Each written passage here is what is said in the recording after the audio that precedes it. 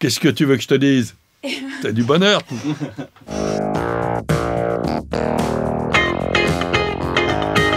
Tu peux te présenter?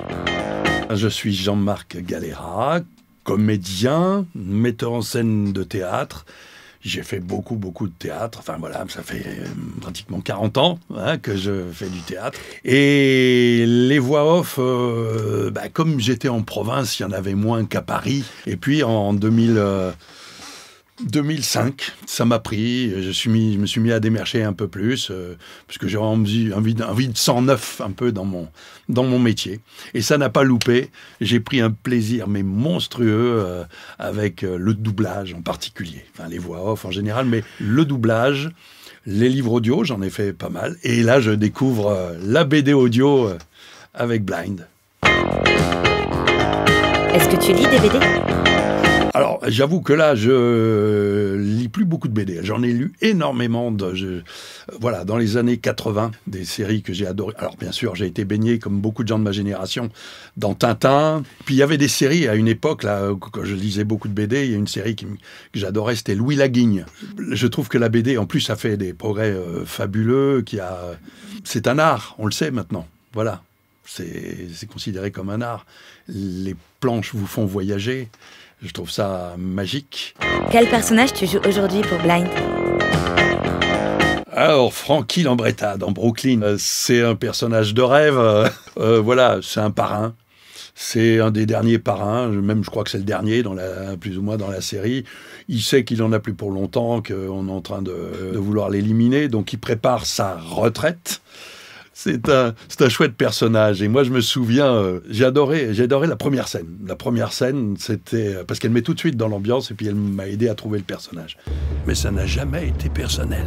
C'était juste le business. Bouffer ou être bouffé. J'ai adoré ces pensées-là. On est dans une ambiance un peu à la Scorsese avec ce personnage et ces scènes-là.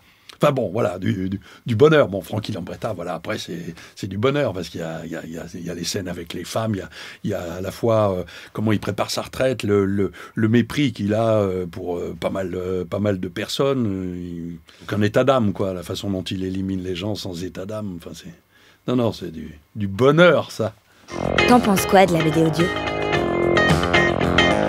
J'étais curieux de voir ce qu'allait donner une BD audio, parce que les questions qu'on se pose, c'est bon sang, comment est-ce qu'on rend ça, le visuel, et comment on rend ça qu'avec du son. Il faut donc un immense travail de design sonore, et j'ai été épaté, moi, par ce que j'ai entendu sur Carthago, sur les BD auxquels j'ai participé. BD audio, c'est Carthago, c'est Brooklyn, avec le personnage de Frankie Lambretta, et puis Tango, aujourd'hui. Mais c'est vraiment un plaisir de gamin. Je trouve que ce qui est extraordinaire, c'est ça, d'avoir retrouvé ce plaisir de jouer tout de suite. Et voilà, ce plaisir immédiat, comme ça, du jeu. Mais c'est vrai que c'est assez surprenant. Comme c'est comme si on était au cinéma, quoi. Mais et on arrive avec cet univers sonore, purement sonore, on arrive à se faire son propre cinéma. Un peu de promo? Je suis Jean-Marc Galera. J'incarne Frankie Lambretta dans Brooklyn, 62e. Je prépare ma retraite, mais attention, j'ai l'art et la manière, et je sais faire le ménage autour de moi.